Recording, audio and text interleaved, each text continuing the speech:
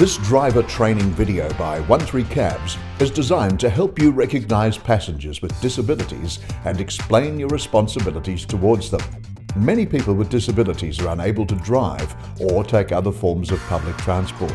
Therefore, they rely heavily on taxis as a primary means of mobility.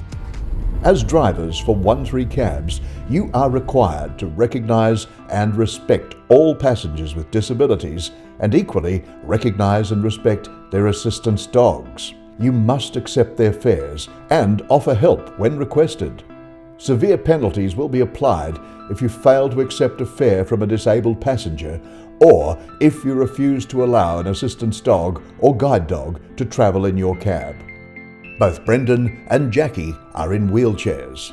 Their story is one of discrimination by some Melbourne taxi drivers who deliberately refuse their fares and leave them waiting, often for many hours. Oh, when I get a taxi, I usually get a sedan. I'll usually open the door myself and the taxi driver will be out and ask me if I want help, and I actually usually take my chair apart for myself, but not all taxi drivers know about these chairs that don't fold up, so I will go through the process of trying to educate the driver. All you have to do is pop the wheels off, put the wheels in the boot and put the frame on the back seat. They're quite light, they're about, this one's about 8 kilos, but you've got to treat it with respect as well. It might be a metal object, but these cost around $10,000 to $12,000. So if I'm telling you, take the wheels off in this way or put them back on in this way or lift my chair and put it in the boot in this way, do it, because it'll save time and it'll also look after your taxi and my wheelchair as well. This service is really important in allowing our independence and allowing us to live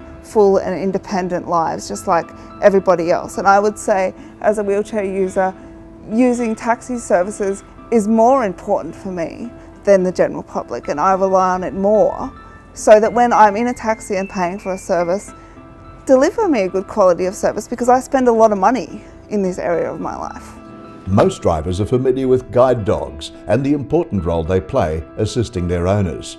Yet despite their obvious disability, passengers with guide dogs like Catherine and Tanya are still discriminated against and kept waiting. I'd say 9 times out of 10, if I call a taxi, I'm going to have a problem. I'll have the driver either pass us on the street without picking us up. I will have the driver roll down the window and say, "Oh, is that a guide dog? Oh, I'll be back," and then they don't come back. I've had drivers who say, "Oh no, I won't have a dog in my cab." And even when I have had a driver pick me up, I've had comments saying they wish they could charge blind people extra so they could have their cab cleaned. Of course, I've had my times where taxi drivers have driven away. It upsets me, it makes me frustrated. I understand that a lot of taxi drivers are frightened of dogs. They come from different cultures, different countries. They have lots of dogs that roam the streets there and attack. Guide dogs are nothing like that. When I get in a taxi, I angle my dog so he is facing away from the driver. I make sure that his paws, his face, nothing touches the taxi. He's either completely in the footwell or he has got his paws on my leg. I deliberately make a point of making sure that she is very clean. I brush her just about every day. Guide dogs are easily recognised, but assistance dogs can be large or small, and they're just as important to their owners because of the important role they play.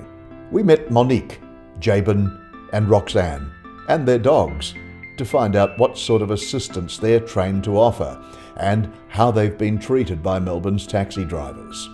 Assistance dogs come in all sizes, shapes, varieties, breeds, mixed breeds. The most important thing that defines an assistance dog is that the dog is trained to mitigate somebody's disability. So that doesn't limit them to being a Labrador, it doesn't limit them to being a certain weight or a certain size. It just matters that they are able to do the job for which they are trained. If you have any fears or concerns, just talk to the person about it in a nice and pleasant manner, because I'm sure that something can be worked out. Assistance dogs are a vital part of many disabled people's recovery, treatment and progress. They help their people to get by and do everyday tasks that they would not be otherwise able to do without the help of their dogs. As you've seen, disabilities take many forms. Not everyone who is disabled is in a wheelchair, and not every assistance dog looks like a guide dog. But when in doubt, you can always check official identification. But most importantly, as a driver for 13 Cabs, you must not discriminate. You must accept fares from disabled people, and if they have a guide dog or an assistance dog, you must allow them into your taxi. It's not just the right thing to do, it's the law. If you discriminate by refusing a fare and you are reported by the passenger, you will face a penalty by being taken off the road for further training.